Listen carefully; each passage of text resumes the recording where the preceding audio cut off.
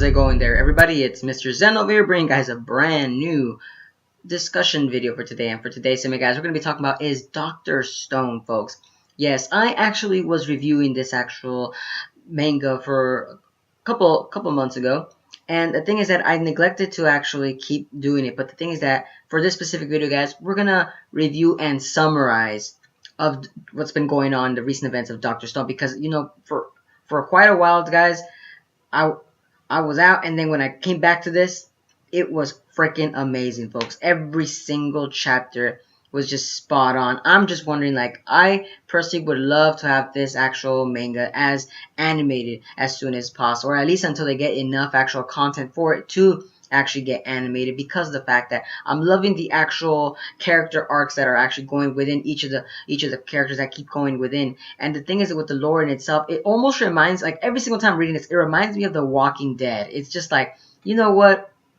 Like, it's The Walking Dead, but without zombies. Just think of it like that. And the reason I say that is because of the fact that, you know, it's still a post-apocalyptic world, but with the actual main character using his old noggin in various situations that, you know, it would make sense what people would actually be doing. And in my honest opinion, that's what makes this actual manga very interesting, is the fact that it's the main character Senku, folks. Every single time you're looking at Senku, every time he pops up, Senku, Senku, Senku. He's always winning. He's always coming up with this really like good ideas that just makes you think, like, you know what?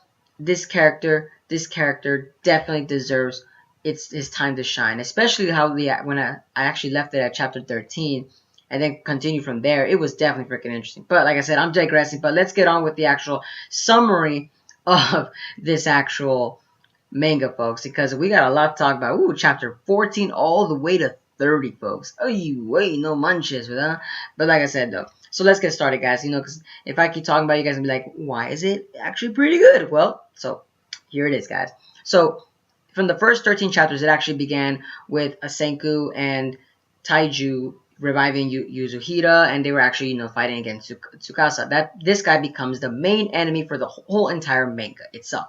Now, from chapter 14, it actually continues, but with Senku, folks. Senku gets his actually own couple of chapters that's all just about him. And that's the thing that I found it very interesting, the fact that Senku, every single time when he was experimenting with the stone people in chapter 14, was very interesting, because you saw the tenacity that Senku had. If a person that you know just becomes revived during the post-apocalyptic like world, you know, a person would be like, oh, I need to eat, I need to find a way to survive. No, Senku does that, but at the same time he's trying to find a way as to why did the humans all get you know, turned to stone. Like, it made me very interested to see how this character was going about in this actual new world, seeing as to like what kind of situations he was being put in. And I'm like, you know, wow, you know, like, let me read the next chapter, like what else is gonna happen. And that then begins with chapter 15, because, you know, Senku was actually experimenting, seeing as to like why was he revived. So he's trying to figure out with other people as to why is it only him.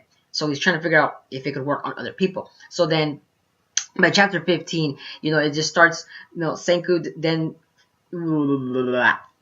not really departs from like the story, but it's more or less to say Senku then starts departing for himself, because of the fact that, you know, we saw his little past, seeing how he was by himself, and seeing that, you know, Taiju and Yuzuhira, they should actually go with Tsukasa.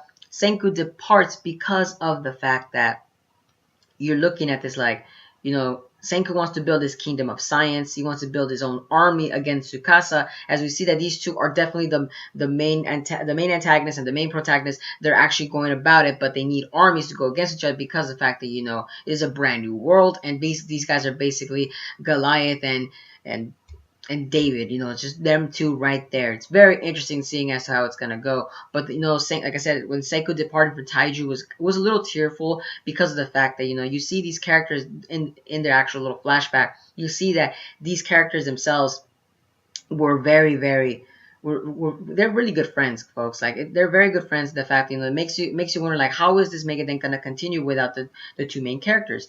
But then that's what makes it very interesting, because from all the way to chapter 30, oh, I'll tell you guys, oh, it gets even better. It gets way better. So from there, chapter 16, we get entered a new actual person, and that is Kohaku, folks. Kohaku is now the new female lead because Yasuhira and Taiju are actually with Tsukasa. So Kohaku is this new female that's actually very strong. It's very the exact polar opposite of Yasuhira. Yasuhira is very more fragile, more timid, more, you could say, more stereotype as a female, versus Kohaku. She's got the looks, the brains, but in terms of like power, oh my god, she is like one powerhouse right there. She was actually able to go toe-to-toe with the main villain of this actual series. It's with Tsukasa, and she was actually able to pin him down, but she lost at the end because, you know, of course, Tsukasa was using his environment to his advantage, which was very interesting because of the fact that, you know, we didn't get to see, we finally got to see just how tough Tsukasa is, and this guy is definitely a primitive ape, folks. Like, my freaking god.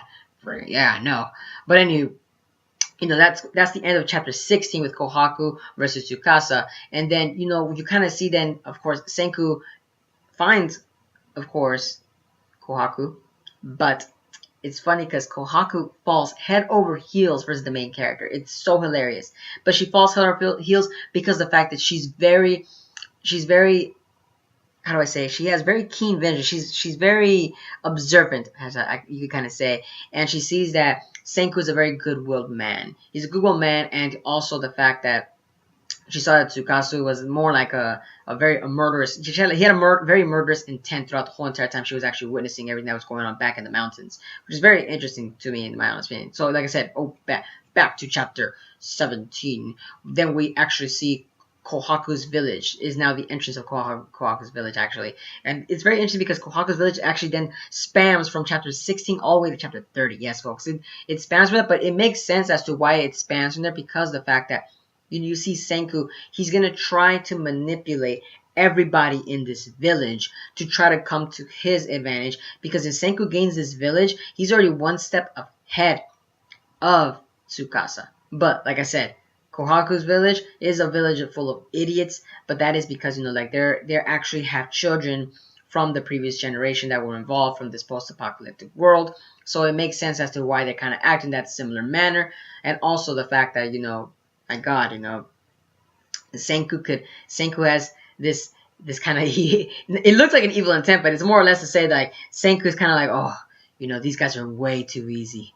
Oh, I'm gonna gain my massive fan base. Yeah, that's the way I kind of see it with Senku. But anywho, we gotta move on with chapter 18, folks. Enter Chrome.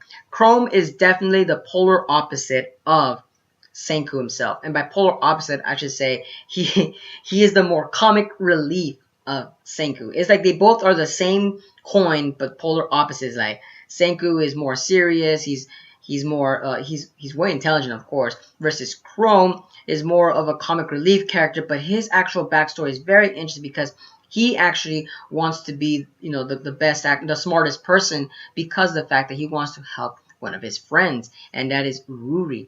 Ruri is the sister of Kohaku. It's very interesting, folks, because, and also Chrome's actual development as the series grows on is very interesting as he slowly falls towards Senku, saying, like, you know, wow, you know, you're a very wise guy. You know, I can't believe that this was actually part of the last generation. Like I said, it's very interesting how Chrome develops throughout the whole entire chapters that go on about. But the thing I found, like I always found very interesting about Chrome is that his introduction. His introduction is very hilarious. How they were actually together, folks. Oh my God. Chrome versus Senku. We actually finally got an arithmetic battle between them two.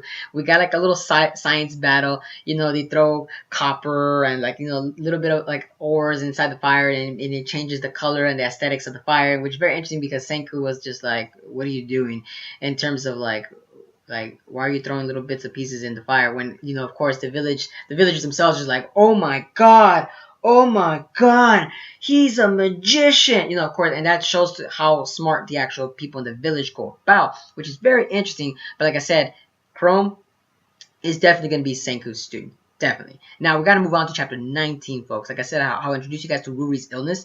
Ruri's illness, though, we don't know what exactly it is, but apparently to me, in my honest opinion, when I was reading it, the actual chapter, to me, it felt like she might have anemia, because of the fact that, you know, she's very weak-willed. She has a little bit of history that a lot of these villagers don't have, or at least some knowledge to the extent of the past life, and also the fact that, you know, it's Chrome's actual love interest for Ruri, which is very interesting because there really isn't that many love interests besides Taiju and Yuzahita. So with Ruri's introduction, it actually starts the whole arc that's the Kingdom of Science arc. Because of the fact that if Senku wins all these villagers, cat's in the bag right there, folks. Cat is in the freaking bag. But like I said, we also get introduced to two brand new characters in chapter 19, folks, and that is Kinru and Ginru. They're basically the silver and gold brothers. It's very interesting because the fact that they guard the village, entrance, but yet Senku is able to enter because, like I said, thanks to Kohaku. It's thanks to Kohaku that, of course, Senku can do all this stuff inside. If it wasn't for Kohaku, Senku would have been off with his head. Yeah, folks, trust me. These villagers are like behemoths, like primitive apes, folks. Trust me. If they don't like something, they would just like off with your head and put you on a stick and have you for dinner. Yeah, folks, very interesting though. But like I said, we gotta move on to chapter 20 because of the fact, like I said, they want to know what's going on with Rudy's illness. We don't know, so then Senku starts talking about penicillin and being the first drug that was used by doctors back in the day. So Senku wants to make penicillin just for Rui in order to actually heal her, and by healing her, he can actually win the village head chief's actual decision making, or at least make Senku look like a very prominent person in this whole entire series. Like I said, it's very interesting. It's a long journey to go about, but like I said, I can't wait to see how they're gonna make penicillin. They showed like a giant picture in chapter 20 of like what they're going to do in step by step, like basically like a small little outline. But in all honesty, folks, oh my freaking god, it's gonna be amazing because after going to all the way down chapter 30, it's definitely possible. I'll tell you that much. It's definitely possible. But like I said, we gotta move on to chapter 21, folks, and we enter Suka, folks, a small villager who wears a watermelon for a helmet, but it's for a specific reason. As we later learn in the actual chapters, Suka is a little female side character, you could kind of say, but she is very blind at the same time. So that's why she uses the watermelon for her actual eyes in order so she can focus, because I believe Senku said it's because of the pinhole effect. Because she has a hard time adjusting her eyes, the watermelon actually is able to focus her so she can actually see whatever's in front of her, but she's still a little bit blind. But like I said, that's going to go on to a couple chapters. But like I said, Suka is a definitely lovable character. You could tell she's not more a comic relief. She's more of like the cute lolly character for the series, which I think is very interesting because the fact they do need one, because a lot of these kids look a little bit mature. Chrome, Ginru, Kohaku, Taiju. These guys are like walking like shonen behemoths. But we got Suka with a little cuteness right there on the side. Very interesting. Like I said, very interesting. But like I said, though, in chapter 21, though, we do get introduced to actually Senku actually making a giant oven because of the fact that they need the iron to actually melt to their own willing, and by that they need to actually make the iron melt at a certain degrees in temperature, which is very interesting because of the fact that they have to manually do this. They don't have a freaking volcano that can just go up there and like, oh, let's melt it over there. No, they actually have to make a primitive oven, and they have to blow into the oven in order to heat it up, which is very interesting because it was very comical the way everybody was going about it, because they're like, oh my god, how long do we have to do this? My arms are tired. And you're wondering, like, they need more followers, which then that leads on to chapter 22. And because of that, Senku's thinking like, okay, I need more followers in order to melt this oven. We need more manpower, and so they need to actually bring more people, and by that is they need to get more of the village people. And since they overheard the village people are very bored with what they're eating, Senku then devises a plan that, boom, I'm gonna make ramen, folks. Yes, he actually made ramen with green foxtail, folks. It's basically like a very old style traditional use of wheat and for flour actually, and it's very interesting at the same time too, because Senku, he made a very primitive ramen bowl, which is very interesting, but he got his followers with that primitive ramen bowl. Personally, I would think that it was a very bland bowl, in my honest opinion, because of the ingredients he was actually only able to accompany himself with. But the villagers, they were in love with it, folks. Man, that was like the food of the gods. Honest, that was freaking hilarious. Like I said, I'm loving like how the manga itself does that with the actual very serious chapters, and then it goes about with bringing you a very comical chapter. And definitely chapter 22 was a very comical chapter in my honest opinion. That was very interesting, and I love the fact that the art style that freaking Boichi always brings in is very good. It's always top notch. There's never a drop of quality every single time. Like I said, it's very interesting. But we gotta move on, guys, to chapter 23, folks. Enter Asagiri-ken, the liar, folks. Yes, this guy is like he was back from the generation from where Senku was, and Senku himself, folks, was like, okay, what are you doing here? You obviously have to work for Tsukasa. And Tsukasa, of course, actually sent Asagiri-ken to actually find out if, yes, folks, if Senku is alive. Because remember that Senku was technically pronounced, you know, off with his head because of that little skit that they had back in chapter 13 and before. So technically, Tsukasa is actually looking to see if Senku is still alive, because Tsukasa definitely fears Senku for what he can do in this brand new world. And like I said, Senku definitely is a very dangerous man. He can bring about civilization back to normal, and Tsukasa does not want that. So with Asagiri's getting actual role in this actual arc is more or less him being a mediator, as he's actually, like, it's very interesting how they brought Asagiri again. I'm telling you this now, because Asagiri again doesn't care which side he goes. He wants to go on the winning side. And you'll never guess which side Asagiri again goes with. Yes, folks. He actually goes with the Kingdom of Science side, folks. Yes. He chose the right side because Tsukasa is only giving him pleasures, but Senku is giving him real life. He's giving him the spoils of war. He's giving him electricity. He's giving him food. He's giving him soda. And yes, folks, Asagiri again misses his soda. He's a cola fanatic. And that's what I think really triggers what him went back. But like I said, we got to go back because I'm actually spoiling a little bit too much far ahead. So like I said, then we go on to chapter 24, where they start making a power generator after they melted the iron. So they actually start going about making how do I say, like, they start getting every one of the villagers involved when actually making the iron, melting it. It's very interesting, which then goes about to chapter 25, where they actually, you know, it was very perfect timing where electricity and a storm was just raging about near the village, and they actually make a magnet, folks. They make a freaking magnet, which is freaking interesting. Like, I was like, what, dude? Like, this guy made a magnet out of nothing, dude. Out of nothing. Yes, folks, it's freaking interesting how he actually did that. He made a magnet, and it's very interesting also the fact that, you know, he's gaining so many followers so fast with just genius interventions that he's actually able to do. And with that, once he was actually able to make a magnet, he was also able to acquire light, folks. Oh, yes, folks. Light is acquired because of the fact that, you know, he was able to, with a, I believe it was like a dry bamboo stick, and he fixed it. And with the two polar opposites for the magnets, he was able to make light. And light was shown in for the stone people, folks. And light, of course, he's able to drive the darkness away, for they can actually work all the time. And with that, man, that was an amazing art style how Boichi was doing that throughout the entire actual little parts, folks.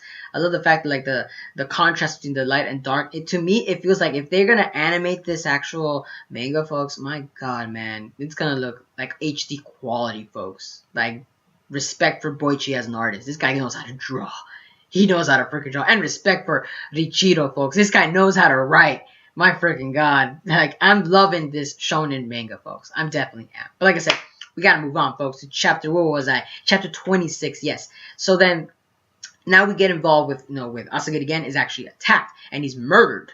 Quote unquote, murdered, folks. Asagiri is murdered because of the fact that, you know, he seemed very dangerous. His magician parlor tricks seemed very, very, very out of this world for the actual villagers, and they feared for Asagiri again because of the fact he's actually able to do these little parlor tricks. For us, you know, of course, that we live in this actual, you know, world of technology and everything, to us it's nothing, but to these village idiots, of course, they see it as like he's a magician of this brand new world. He can make stuff disappear. Oh man, he's out to get us. Like, they just see Asagiri as a villain, but the village themselves see that. But technically, no, folks.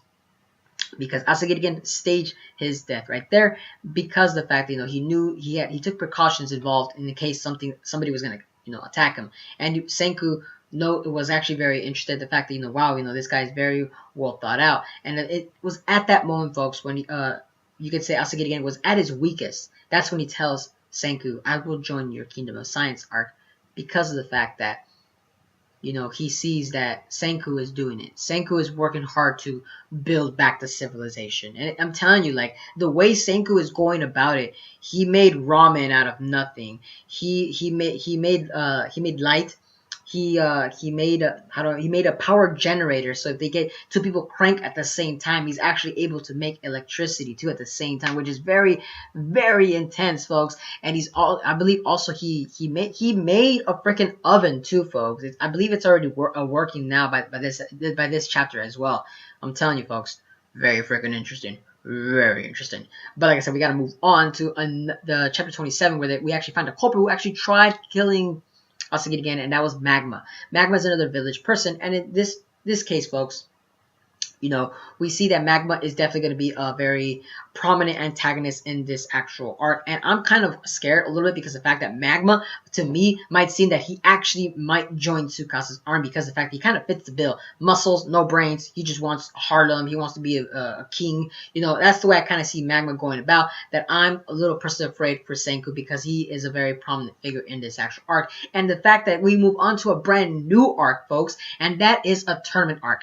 Like, what the heck, Boichi and Richiro? You guys make a tournament arc in a post-apocalyptic world? Like, how do you do that? Like, what the heck, man? That made me very interested in the fact as to how they're actually going about.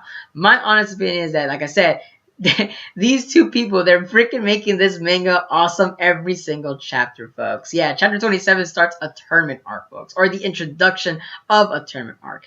Very interesting, and the tournament arc is going to be, people are going to be pitting against each other in a gladiator-style-esque battle, and the winner gets to be the wife of Rudy, and of course they get to be the next village chief, which is very interesting because Senku cannot join in that, nor Chrome, because they're not very, very powerful people. So instead, they got to find somebody. Kinru and Ginru, these two guys, they have to be the ones to join the tournament. So in order for them to at least take the hand of Rudy, in order for them, so that way Magma can't be the village chief. Because if Magma becomes the village chief, Senku will be off with his head. Yes, folks, trust me. Very interesting. Now, but we do got to move on to chapter 28, where, like I was mentioning before, when the introduction of Suki, that now they're making glasses. They're making glasses for Suki. And it was very interesting how they went about with this chapter. It was very cute. It was very, very happy, very fun for a lot of people, readers. That I personally found that when Suka was actually able to see the sunflowers herself with the glasses itself, it was very awesome. I love the fact that freaking Senku was actually able to develop that. And it was very interesting, too, at the same time, too, with Suka, that,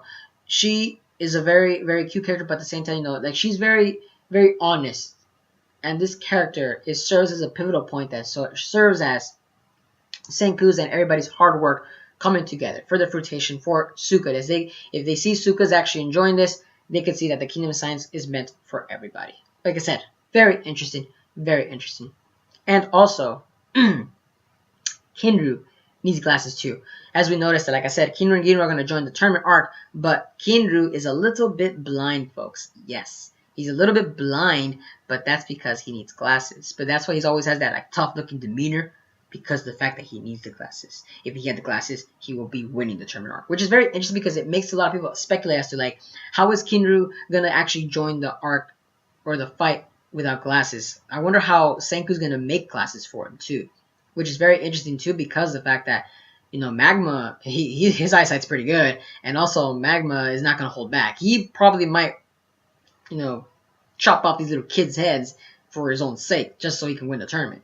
Like I said, it's a very interesting story going about, folks. If you guys aren't enjoying it by now, oh, trust me, it's going to get even better still. Now, chapter 29 then involves with Kaseki. Kaseki's a brand new character introduced because of the fact that, they need to actually make glasses or glassware, for like tubes, test tubes, to hold chemicals, etc., etc. But Kaseki, he becomes the glassmaker for the villagers. And it's very interesting because of the fact that he has that shonen trope where an old guy is muscular. He's got that six-pack of abs. He's got them biceps. Like, folks, when Kaseki entered, man, I was surprised when I read that shit. I was like, oh my freaking god, man. Like, Boichi, is every character in the Stone Village, like, ripped? Like, do they just only work out every day? But it was interesting because, like, Kaseki is actually a very important character because now Senku finally has everything that he needs. Now we can start building the penicillin with the actual stuff that he actually needs. Now all he has to do is just go get ingredients out in the wild and have everything already in the actual office. Senku basically created his own freaking lab, folks, out of nothing. Out of nothing, folks. The power of communication and the power of the mind, folks. That's what Senku's doing. It takes a long time, but Senku finally is getting to what he deserves. And that's what's very interesting, the fact that it's very touching seeing all these actual chapters.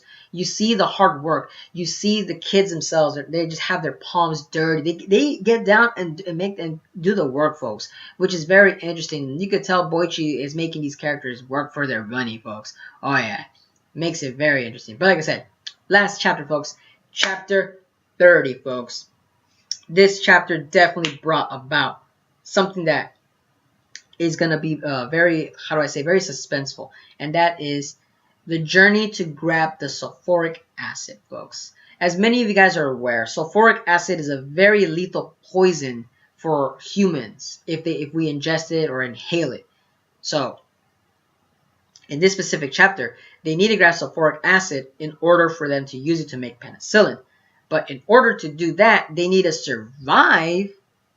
They need to freaking survive, folks, in the journey to grab it. So instead, they actually ask Kaseki, the glass maker, to make some mass for them, so that way when they traverse up to the volcanic mountain, they can actually grab what they need. But because of that, it's a very treacherous journey, and if there's no room for error, and if there's an error, error means off with your head. Exactly, folks. And it's very interesting because you see freaking Senku talk to freaking Chrome saying, oh, since this is going to be a one journey, you're going to have to sit this one out, Chrome. I don't want none of us to come back with nothing. So then, he's going to lay down all that he knows to freaking Chrome.